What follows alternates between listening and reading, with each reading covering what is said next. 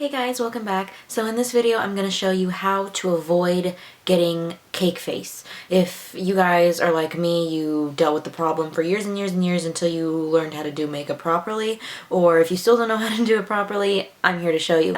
I had a big problem with using way too much product on my face and it ended up looking cakey, dry, crusty, all the gross stuff. Yeah, I've learned a lot of tricks, so I'm here to help you guys and tell you guys what those tricks are, because I wish I knew all this stuff when I was younger, putting on makeup, because I looked a hot mess. I'm just gonna tell you guys like all the things that I know about how to get your face looking smooth and natural and flawless, even after using foundation and concealer and a bunch of products on your face. There's certain particular steps that you need to take in order to get it right. But it's very, very easy, very simple, easy to remember stuff. First thing you need to do, which is the most important step before you put on makeup in general, is to have a good moisturizer.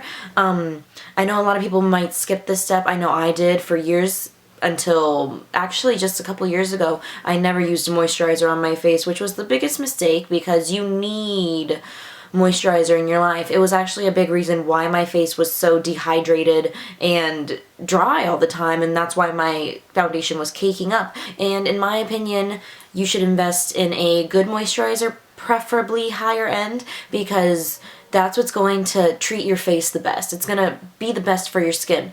I have sensitive skin, so the higher end kind of works better for me, better than drugstore. I found actually a few really, really good moisturizers that I would recommend to you if you have the money to spare. So the first one that I recommend, obviously, is the one that I've been raving about ever since I received it, and it's just been the best for my skin ever. It's the best moisturizer I've ever used personally, and it's the Pura D'or Organic Face Cream. It's age-defying, and it's organic, obviously. It's used with, or there's argan oil in it, so it's gonna be really, really, really, really good for your skin.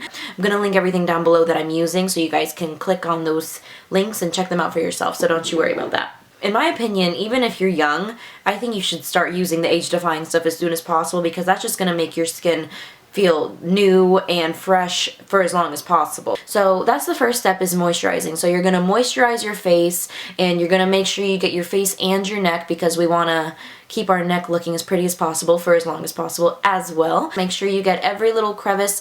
Personally, my driest spots are around my nose. Foundation tends to stick to dry spots and it looks worse. I don't know how to explain it, but when they stick to those dry spots, that's what's gonna make the foundation look cakey on your face, because it's all like dry and flaky. You want to make sure your dry spots are moisturized, are as moisturized as possible, because you want to make sure your foundation is applied as smoothly as possible and it doesn't hook onto those dry spots as much. So that's what I do when I apply my moisturizer. I just focus on the nose area, because that is my driest area. So the second step, which is also very important, is to prime your face, because if you don't prime your face, your foundation is going to be uneven. If you get the right primers, you can minimize your pores. If that's your problem, that's one of my problems. I get primers to minimize my pores so that my face looks even more flawless. So primer is very, very, very crucial in applying foundation in general. Primers that I use two of them in conjunction with one another, because that's just what works the best with my face. So the first one that I use is the Smashbox Photo Finish Foundation Primer, which is pore minimizing. That's just going to blur my face and make it look as seamless and as poreless as possible. So that's why I apply that one first, and I apply that mainly on the T-zones, or the areas where I have the most pores, which is right here. After I apply that primer, I apply the second primer, which is also by Smashbox, and it's the Photo Finish Foundation Primer in Light. When you rub it into your skin, it's gonna feel so light and airy, and your skin is gonna feel so cool afterwards. And I love using this because it really does provide an amazing base for my foundation. I apply those two primers, and then I let that cool off for a second, and then we move on to foundation. And for foundation, I like to use a beauty blender, strictly a beauty blender. I know a lot of people don't like to use a beauty blender because they say it absorbs way too much product. I don't care, because I apply the foundation on my face first with my finger before I go in with the beauty blender. So I feel like I'm saving a little bit of product that way. So this is what's going to get you the most flawless finish, in my opinion. So I love the beauty blender to avoid having that cake face. It's going to make your skin look super natural. one of the most important things in applying foundation is applying the correct foundation for your face.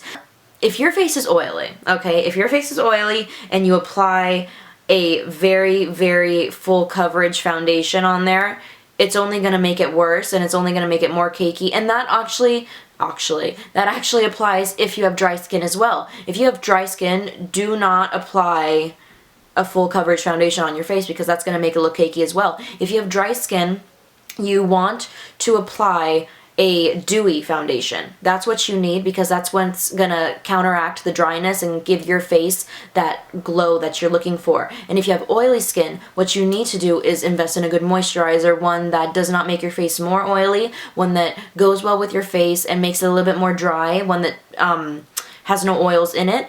And you also need to invest in a foundation that's not too heavy and not too light either. Because you need to let your face breathe, and you need to let your skin breathe, because if it's not breathing, it's just going to create more oils, and then your face is going to look even more greasy. So if you have oily skin, you need to take those steps and invest in a good foundation. Maybe go to Sephora, talk to a consultant, and, you know, talk to them about what foundation is best for you.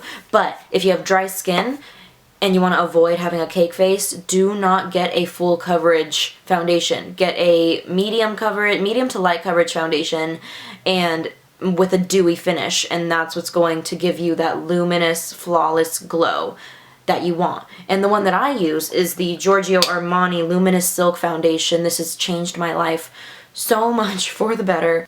I like to apply a BB cream with my foundation. That just gives me more moisture. It's really, really good for my skin, and it keeps it moisturized. Like I said, it keeps it alive, and it's not drying at all, because if you think about it, you don't want to get a foundation that's too drying, because you're going to be applying powder on top of it. So the powder along with a dry foundation, that's just going to make your face look cakey as hell. This one is the Maybelline Dream Fresh BB cream, and it's actually really, really good. I don't need higher end BB creams, because the drugstore ones are amazing, like Garnier and the Maybelline one. That's all you need. So I use that BB cream to mix with my foundation, and also to get an even an even more luminous glow, I like to mix the NYX Liquid Illuminator in number 2 with my foundation, just a little tiny bit. It's a liquid highlighter, but mixing it in with my foundation makes it more, not shimmery, but more glistening.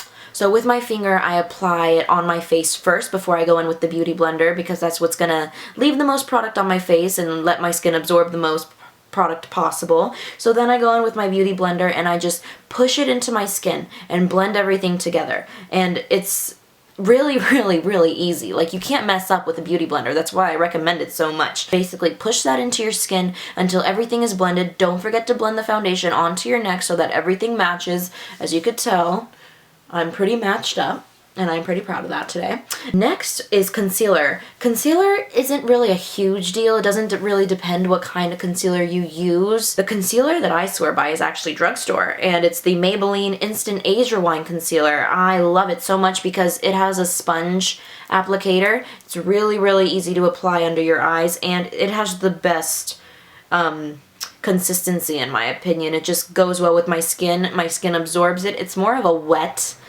concealer than like a creamy one, if that makes sense, but it's not runny or anything. It's really nice. I just apply it under my eyes just to cover my dark circles. You don't want to apply too much concealer, because if you do apply too much, then it's going to look cakey as well. So what you want to do is, before you apply your concealer, you want to have your powder, your setting powder, ready and on a brush, ready to go. That's what's going to avoid the creasing. That's what's going to keep your under eyes looking smooth and seamless. So that's what I do. I apply my concealer, and then I go in with the Beauty Blender and I blend it all out, and then as soon as I'm done blending it out, I have my brush ready, and I instantly apply the powder under my eyes. You have to be very careful with powder, because I had the issue of applying way too much powder, way more than I needed, and that's what made my face even more cakey than it was already. Applying too much powder is a big problem. And for the powder, I use the Nye Banana Powder, because that's just been my go-to for months and months and months now. It just works the best for my face, so I like this one. Just the mixing of the foundation and the BB cream alone is like the key to how I get my face looking the way it does. in addition to the primer and the moisturizer. Those are obviously the two most important steps, but also if you mix foundation with other things that go well with your face. Oh, also I forgot to mention that if you don't like BB creams and you want to use a foundation but it's too dry for you, you can always mix in a little bit of moisturizer with your foundation, and that's going to make a huge difference. So thank you guys for watching this video. I really hope you enjoyed it and got some helpful tips out of this. Let me know in the comments what you think, and thumbs up if you like this video. Yeah, that's it. Thank you guys again for watching. I will see you guys in my next video, and have a good day. Bye.